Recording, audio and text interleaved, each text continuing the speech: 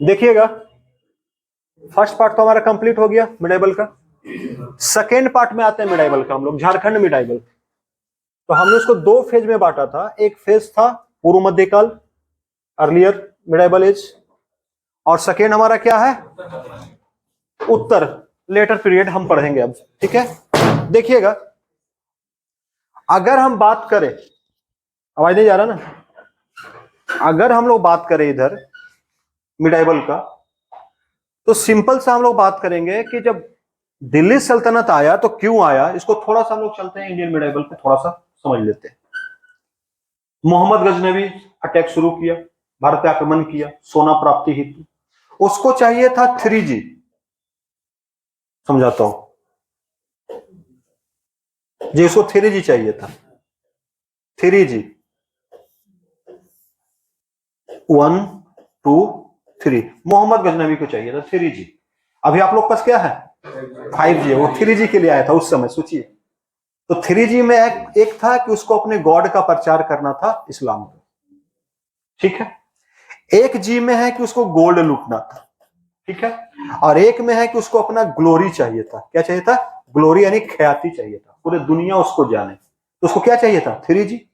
वो 3G के लिए भारत आया, और 3G के लिए भारत आया तो गॉड का प्रचार किया। आज इस्लाम है स्थापित, तो उनमें से एक कारण है। दूसरा चीज, सोना लूट के ले ही गया, और अगर उसके बारे में हम पढ़ रहे हैं यानी ख्याति भी प्राप्त करके गया, सिंपल सा। तो मोहम्मद गजनवी आया, लूटा चला गया। उसी से प्रेरित एक व्यक्ति और हो गया जिसका नाम था मोहम्मद गौरी। बस इसी का अनुसरण करते हुए वो भी क्या किया कि इंडिया की ओर वो भी आया, और इंडिया को इधर से आया गौर से, और इंडिया पे आक्रमण किया। इंडिया में आपको पता है प्रतिहार, गुज्जर, राजपूत वंश छोटे छोटे राज्यों में बटे हुए थे। उन्होंने अपना अभियान शुरू किया। जब उन्होंने अपना अभियान शुरू किया, किसने, मोहम्मद गौरी, मैं गौरी की बात कर रहा हूं। तो मोहम्मद गौरी का अभियान में सबसे बड़ा उसका कोई रुकावट था, तो वो था चौहान वंश, या जिसे हम बोलते हैं चहमान वंश। ये सबसे बड़ा रुकावट था। और मोहम्मद गौरी का समकालीन जो था चौहान वंश का राजा था, उसको बोलते हैं पृथ्वी राज चौहान थर्ड। ये याद रखिएगा, थर्ड याद रखिएगा जरूर। तीसरा, ये उसके समकालीन था। जब ये आया इससे लड़ने के लिए, तो पहला बात 1191 एडी में लिखता हूं, और एक लिखता हूं 1192 एडी, एक लिखता हूं मैं 1194 एडी। ये 3 डेट मैंने बोर्ड पे लिखा, 3 डेट वहां भी आपको मिलेगा। इन दोनों को हम बोलते हैं तराइन का वार, बैटल ऑफ तराइन, यानी तराइन का युद्ध है, बैटल ऑफ तराइन। और एक ये चंदवार का युद्ध बोलते हैं, बैटल ऑफ चंदवार। ये युद्ध, ये 3 युद्ध वो लड़ा भारत में, और भी लड़ा था, हारा था, लेकिन ये 3 युद्ध ने उसको भारत में अंततः क्या किया, सफल बनाया। क्या हुआ समझिएगा थोड़ा सा। आप यहां पे देख रहे हैं बोर्ड पे, यहां पे दिया हुआ 1191 तराइन का प्रथम युद्ध। तराइन का जो प्रथम युद्ध हुआ, इसमें क्या हुआ कि जो हम देखें पृथ्वीराज चौहान वर्सेज कौन है, मोहम्मद गौरी। महात्मा गांधी मत समझिए, ठीक है, मोहम्मद गौरी। जब ये लड़ाई हुआ प्रथम वाला, इसमें जीत किसकी हुई, पृथ्वीराज चौहान की। इसको बुरी तरह से पराजित किया और इसको भगाया। लेकिन पृथ्वीराज चौहान जो था, एक व्यक्ति है जिसका नाम है जयचंद। जयचंद जो था कनौज का शासक था। कहां का शासक था, कनौज का। और जयचंद की बेटी को उठाकर ले गया था पृथ्वीराज चौहान, प्रेम विवाह किया था। ससुर गुस्से में था, नहीं ना, ससुरा गुस्से में लागू हो, वैसे ससुर पूरे गुस्से में था। उसने क्या किया, 92 में जा करके गौरी से मिल गया और उसका सपोर्ट कर दिया। तो डबल सेना हो गया उसके पास। जब दोनों के बीच में युद्ध शुरू हुआ, धोखे से कुछ लोगों को बंदी बना लिया, और धोखे से 1192 का तराइन युद्ध कौन जीत गया, गौरी। और गौरी जब तराइन का युद्ध जीता, पृथ्वीराज चौहान को गौड़ ले गया। गौड़ में पृथ्वीराज चौहान ने बंदी गृह में जब उसको कुछ खेल प्रदर्शन के लिए बोला, उस समय मोहम्मद गौरी की हत्या भी उसी ने की। ठीक है, उसको एक विद्या आता था जिसको बोलते शब्द भेदी बाण। तो शब्द भेदी बाण का इस्तेमाल करने के लिए बोला गया, उसने सीधा राजा को ही तीर मार दिया, क्योंकि उसका जो चंद्रवरदाई कवि था, जो उसके बारे में पृथ्वी राजस्व नामक किताब लिखा है, उसने ऐसा कविता पढ़ा कि उस कविता का एम कहां चला गया, सुल्तान के गले पे। वो मार दिया तीर, वो भी मर गया, इसको भी मार दिया लोग वहां पे। तो ये चीजें थी। इसके बाद ये जो युद्ध हुआ 92 में तो ये हारा था, 94 में ससुर को भी उसको नहीं छोड़ा, जयचंद के साथ वार हुआ और अंततः भारत में एक सल्तनत स्थापित होगा। क्योंकि इस मोहम्मद गौरी ने क्या किया, ये जो भारत है पूरा, इस भारत में अपना एक गुलाम छोड़ के चला गया। इसमें इसको भी ले लें, अपना एक गुलाम छोड़ के चला गया। और ये प्लेस अगर हम लिखते हैं लाहौर, तो लाहौर में एक गुलाम छोड़ा जिसका नाम क्या था, कुतुबुद्दीन ऐबक। कुतुबुद्दीन ऐबक ने एक सल्तनत बनाया। इसको क्या बोलते हैं, इसको हम लोग बोलते हैं दिल्ली सल्तनत। इसने बनाया। और जब इसने दिल्ली सल्तनत बनाया, तो इस दिल्ली सल्तनत के समय का झारखंड क्या है भाई, ये देखना। अब बिहार पढ़ेंगे तो क्या देखेंगे, दिल्ली सल्तनत के समय का बिहार देखेंगे, बस यही अंतर है। तो इसके समय कुतुबुद्दीन ऐबक ने जो दिल्ली सल्तनत की नींव रखी है, ये है आपका दिल्ली। ये कौन सा है, दिल्ली, छोटा सा बिंदु जैसा दिखता है, कुछ क्षेत्रफल ज्यादा है नहीं, बहुत छोटा स्टेट है। अब ये लाहौर, लाहौर में बैठकर कुतुबुद्दीन पूरे भारत पे शासन चला, पूरे भारत पे। और इसने एक वंश की स्थापना की जिसे हम बोलते हैं गुलाम वंश। क्योंकि ये कौन था, मोहम्मद गौरी का गुलाम था। गुलाम तो वापस चला गया, गौरी तो वापस चला गया, इसको बैठा करके। इस प्रकार से भारत में एक सल्तनत स्थापित हो गया, दिल्ली सल्तनत। तो दिल्ली सल्तनत के समय का झारखंड कैसा होगा, तो दिल्ली सल्तनत के समय जो झारखंड होगा, देखिएगा यहाँ पे नींव पड़ गया। और ये पड़ा, मुस्लिम साम्राज्य का प्रभाव झारखंड के क्षेत्रीय राजवंशों में पड़ा।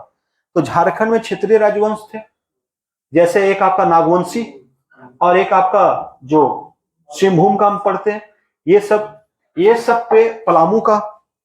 इनके ऊपर किसका इफेक्ट पड़ेगा, इनके ऊपर इफेक्ट पड़ेगा मुस्लिम साम्राज्य का। अब देखिएगा दिल्ली सल्तनत, दिल्ली सल्तनत में अगर हम लोग बात करते हैं, तो दिल्ली सल्तनत में कई वंश हुए। तो पहला वंश कौन सा बना था, गुलाम वंश। तो गुलाम वंश 1206 से 1290 तक रहा। ये सब एडी है, ठीक है, सब एडी है, एडी में रहा। फिर उसके बाद खिलजी वंश आया, तुगलक वंश आया, सैयद वंश आया और लोधी वंश आया। ये पूरा वीवीआई है, इसको आप नोट कर लीजिएगा आराम से समझ करके।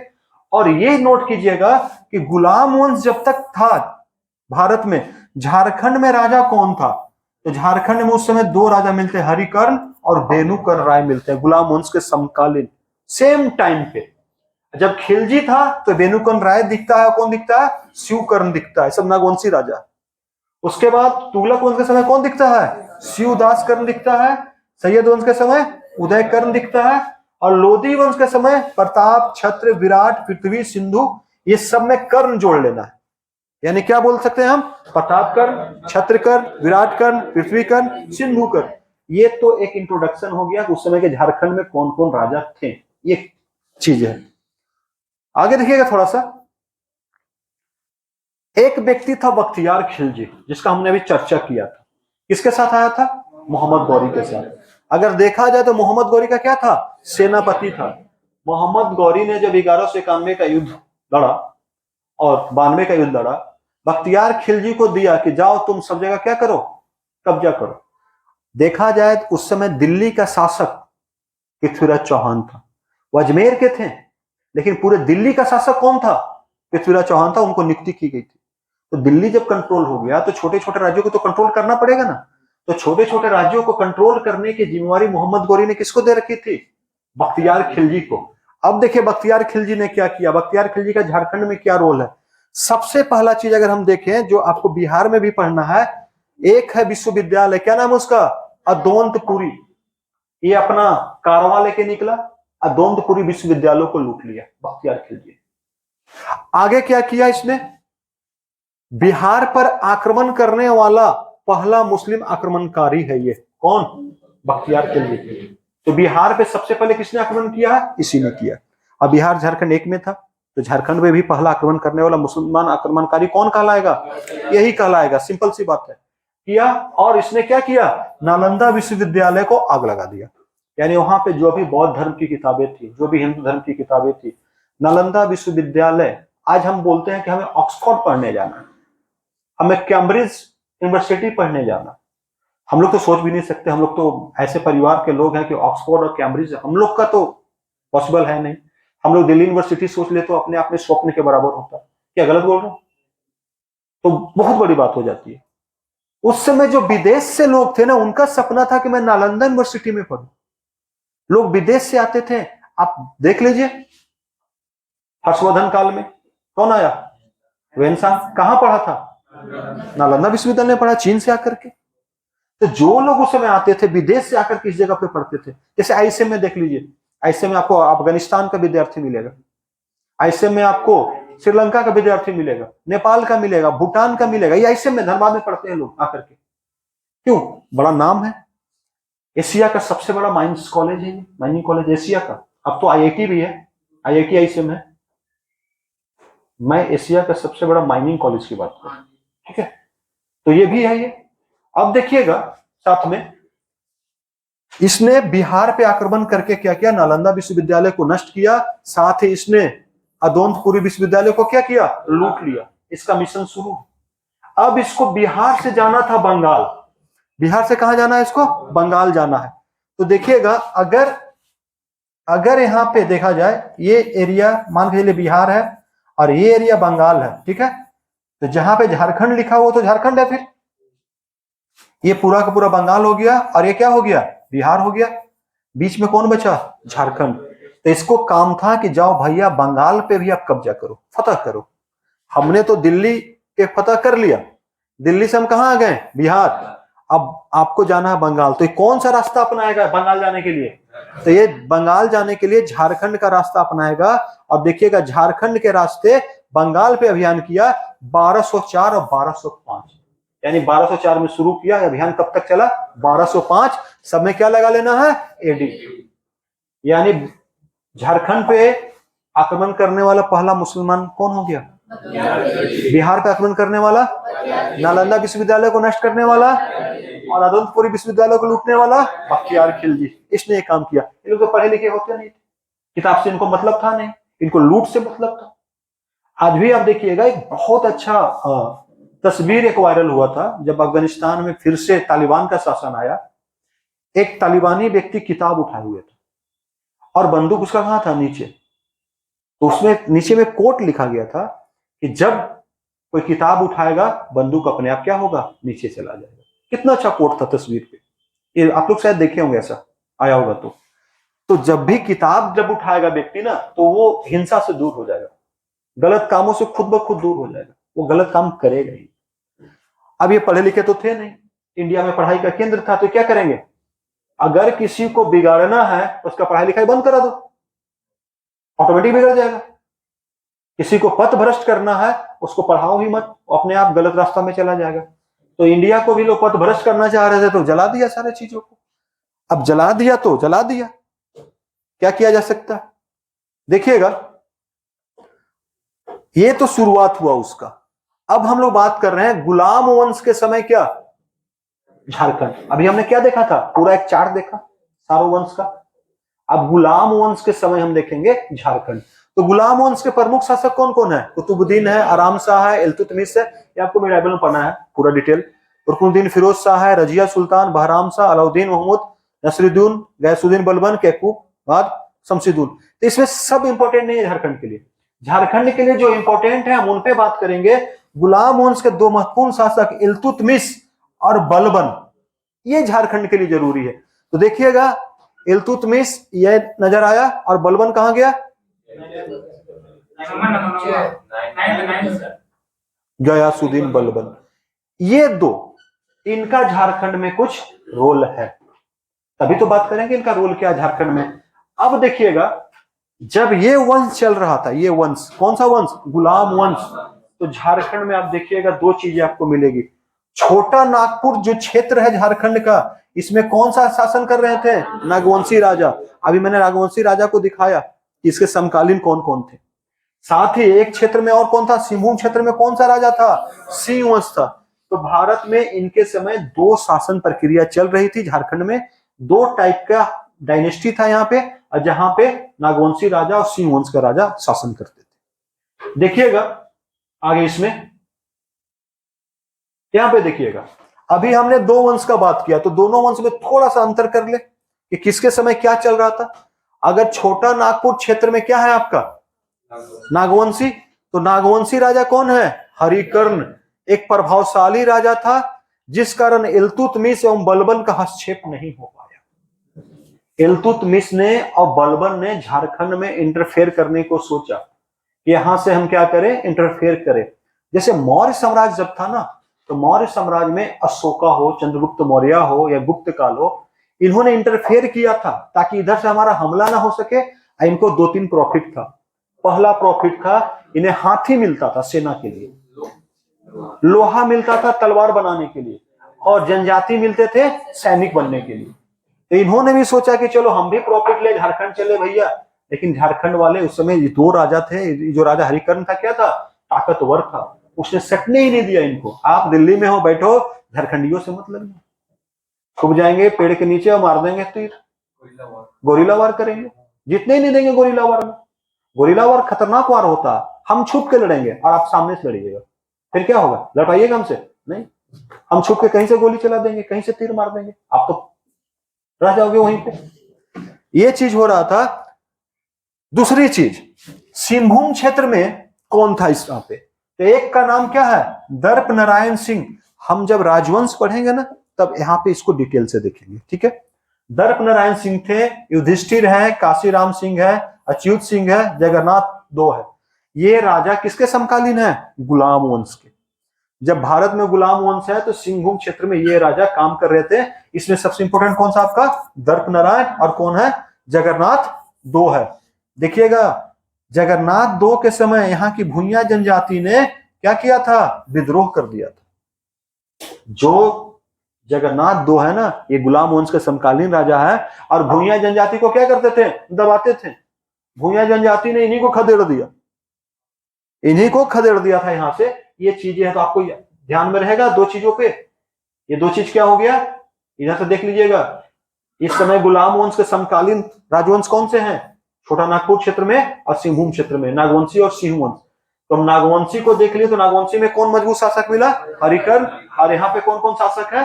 तो सिंहभूम में ये सारे शासक हैं। आगे देखिएगा, खिलजी वंश, यानी दूसरा वंश कौन सा था? खिलजी वंश। खिलजी वंश के समय अगर झारखंड को आप देखिएगा, तो ये राजा आपको दिखाई दे रहे हैं, खिलजी। रुकनुद्दीन खिलजी, अलाउद्दीन खिलजी, शहाबुद्दीन उमर, कुतुब मुबारक शाह खिलजी, ये सब राजा हैं किसके? खिलजी वंश के। इनका शासनकाल भी आपको दिया हुआ है। अलाउद्दीन खिलजी का सेनापति एक है छज्जू मलिक। इसमें हमें सबसे इंपोर्टेंट किसको लेके चलना है? अलाउद्दीन खिलजी को, झारखंड से रिलेटेड।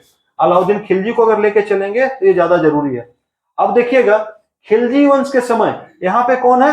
नागवंशी राजा यहाँ पे राज कर रहे हैं। दो राजा कौन मिल रहा है? वेणुकर्ण और शिवकर्ण।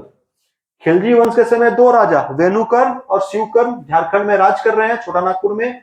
और झारखंड पर अभियान चलेगा। देखिएगा, झारखंड पे क्या क्या चलेगा? अभियान चलेगा। तो झारखंड पे मिडाइवल फेज में अभियान पहले भी चला, इल्तुतमिश ने भी चलाया, और किसने चलाया? बलबन ने। लेकिन उस समय का हरिकर्ण जीतने नहीं दिया।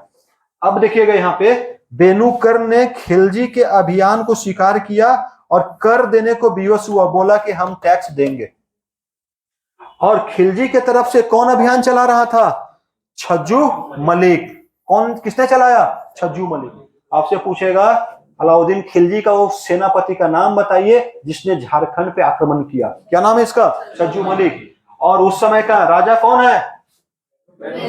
वेणुकर्ण। अब वेणुकर्ण क्या माना? हार मान लिया। और हार मानेगा तो क्या देगा? टैक्स देगा। कोई किसी पे आक्रमण क्यों कर रहा? पैसे के लिए। आप पैसा दो हमको, और आप पैसा दे रहे हो मतलब आप मेरे क्या हो? अधीन। आप मेरे अधीन हो, इसलिए आप हमको पैसा दे रहे हो। बस इस पे छोड़ दिया जाता था। राजा थोड़ा बनाना वहां पे, आप पैसा दो ना, हमारा काम पैसा से है। अब देखिएगा थोड़ा सा, मलिक काफूर, ये भी किसका सेनापति है? अलाउद्दीन खिलजी का। ये बहुत बड़ा सेनापति था मलिक काफूर। सबसे पहला चीज, मलिक काफूर को बचपन में अलाउद्दीन खिलजी को किसी ने गिफ्ट किया था, उसको बड़ा किया। अब मलिक काफूर बहुत ताकतवर व्यक्ति था, पढ़िएगा मेडाबल में। इसने क्या किया, पूरे भारत पे अभियान चलाया, दक्षिण भारत में अभियान चलाया। जहां भी जाता था, किसी राज को हराता था, तो उसकी महिला को पकड़ करके अलाउद्दीन खिलजी पास भेज देता था। अलाउद्दीन खिलजी उससे विवाह कर लेता था। तो ये यही काम करता था, राजा को हराओ, उसकी बीवी को पकड़ो, अलाउद्दीन खिलजी को भेज दो, अलाउद्दीन खिलजी क्या करेगा, उससे विवाह करेगा। ये चल रहा था भारत में। अब देखिएगा मलिक काफूर ने क्या किया है, झारखंड पे अभियान किया। तो मलिक काफूर ने जनजातीय लोगों को सेना में शामिल किया था। अब अभियान कैसे हुआ, मान के चलिए क्या है आपका, ये आपका दिल्ली है।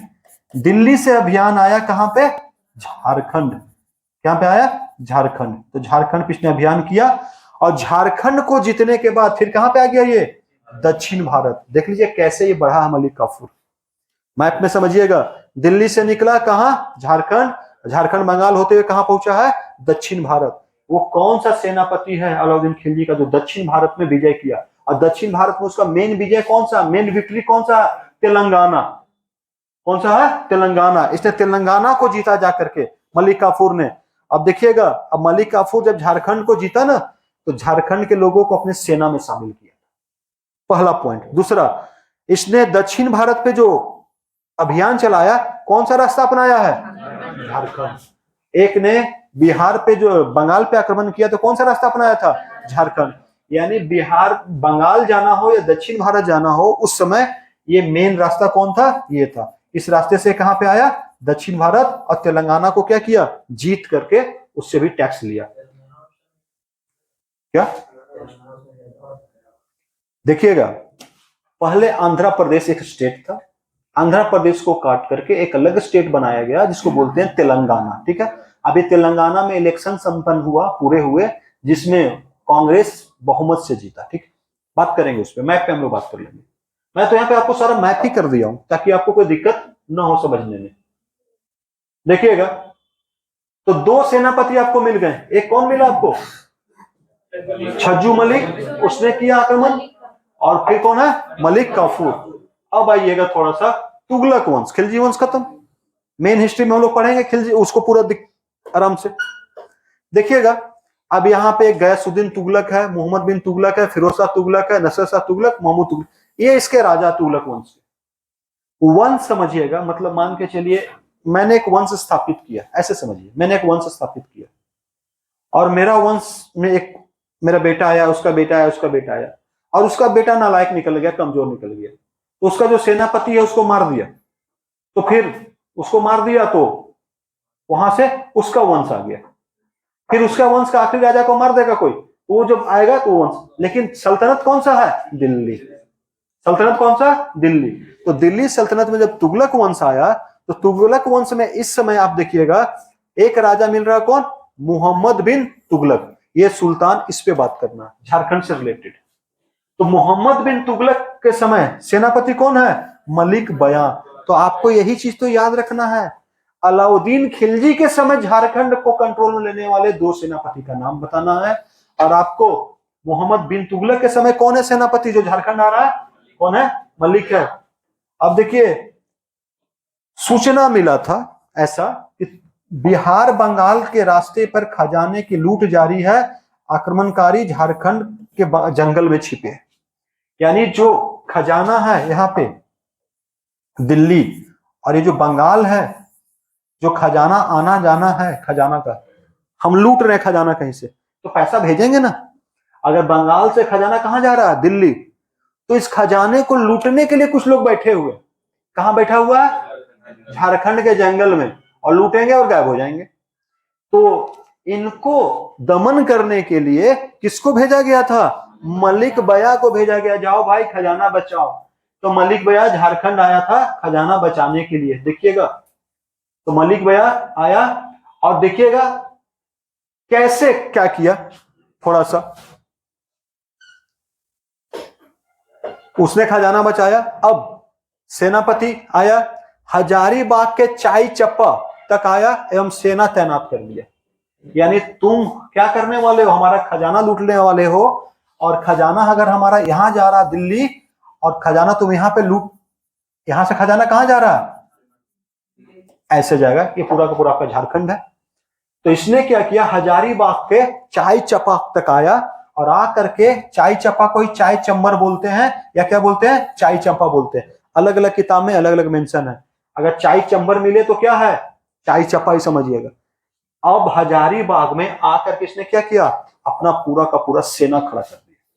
अब लूट के दिखाओ, सेना खड़ा रहेगा तो हिम्मत होगा, नहीं होगा। तो कौन सा सेनापति है जो हजारीबाग के चाय चपा तक आया था, मलिक बया। वो किसका सेनापति था, मोहम्मद बिन तुगलक का। देख लीजिएगा, कुछ है इसमें, बड़ा सिंपल सा है, मैप पे समझते जाइए। क्योंकि खजाना अगर हमने लाया कहीं से, हमने टैक्स लिया, तो टैक्स का पैसा दिल्ली ले जाएंगे ना, और दिल्ली ले जाएंगे तो फिर तभी तो पैसा को इस्तेमाल करेंगे। आप कोई काम कर रहे हो, आपको पैसा मिला, मान के चलिए उत्तर प्रदेश में, उत्तर प्रदेश में लखनऊ में आपको पैसा मिला, आपका घर है झारखंड, तो आप उत्तर प्रदेश से बिहार आओगे, बिहार होकर झारखंड आओगे ना, और रास्ता में कोई आपका पैसा लूट लिया तो कोई फायदा नहीं। तो फिर आप क्या करोगे, 2-4 बॉडीगार्ड लेके जाओगे बचाने के लिए। उसने अपना पूरा सेना ही खड़ा कर दिया कि भैया एक काम करो, सेना हम लगा देते हैं। तो सेना कहां खड़ा किया, ये याद रखना है, कहां खड़ा किया, हजारीबाग के चाय चापा में इन्होंने अपनी सेना को खड़ा कर दिया। देखिएगा, अब संथाली स्रोत कुछ बताते हैं, संथाली स्रोत यानी संथाल की पुस्तक के स्रोत बताते हैं। आक्रमण इब्राहिम अली द्वारा किया गया, जिसने बाग के किले पर आक्रमण किया। संथाली लोग अपने सरदार के साथ यहां से भाग गए। अब ये कहा जा रहा संथाली स्रोत में कि जो मलिक बया है, मलिक बया ने कहां पे आक्रमण किया है, या मलिक बया नहीं, इब्राहिम अली, इब्राहिम अली ने कहां पे आक्रमण किया है, बीघा के किले पर। यानी इसी के समय, किसके समय, देखिएगा, मोहम्मद बिन तुगलक के समय एक व्यक्ति का नाम मिल रहा है संथाली स्रोत में, क्या नाम है इसका, इब्राहिम अली ने बीघा के किले पर आक्रमण किया, और जो यहाँ के संथाल सरदार थे यहां से भाग गए डर से। दूसरा एक फैक्ट और है, मलिक बया ने चाय किला जीतकर फतेह रवान के हवाले कर दिया। यानी मलिक बया ने कौन सा किला जीता है, चाय का किला। तो चाय का किला किस जिला में होगा, अभी चाय चपा कहां मिला था, तो चाय चपा जहां मिलेगा चाय किला मिलेगा। यानी ये बताया जा रहा है कि मलिक बया ने कौन सा किला जीता है, चाय किला जीता, और किसको दे दिया, फतेह रवान को दे दिया। ये है इसमें मलिक बया में। तो सेनापति देख लीजिए कौन कौन सेनापति मिल रहा है, और किसके समय वो सेनापति मिल रहा है। झारखंड में मिडाइबल से मेनली सेनापति से ही क्वेश्चन पूछता है, और जैसे यहाँ पे मिल रहा है ना, सेम बिहार में मिलेगा कि बिहार का अभियान किसने किया, तो मलिक बया वहां भी मिलेंगे। उधर से तो आ रहा है, चलिए बहुत अच्छा बात, उधर से तो आ रहा है, तो बिहार में तो मिलेगा ना जो इधर आ रहा। चलिए आगे देखिएगा, एक शासक और है, कौन सा, फिरोज शाह तुगलक। अब देखिएगा, फिरोज शाह तुगलक ने हजारीबाग का सतगांव तक अभियान किया। हजारीबाग बहुत इंपॉर्टेंट नजर आ रहा। हजारीबाग पहुंचा, देखिएगा बंगाल अभियान जाते समय, सारा अभियान कहां हो रहा है, बंगाल पे। झारखंड क्या है, रास्ता है, झारखंड पैसेज है बंगाल जाने का। अभी आपको बिहार से बंगाल जाने बोल दिया जाए तो आप क्या करोगे, इस रोड को पकड़ोगे गोविंदपुर वाले को, और सीधे बंगाल चले जाओगे। मैथन पार करोगे तो बंगाल आ जाएगा ना, आप ये रास्ता को इस्तेमाल कर सकते हैं।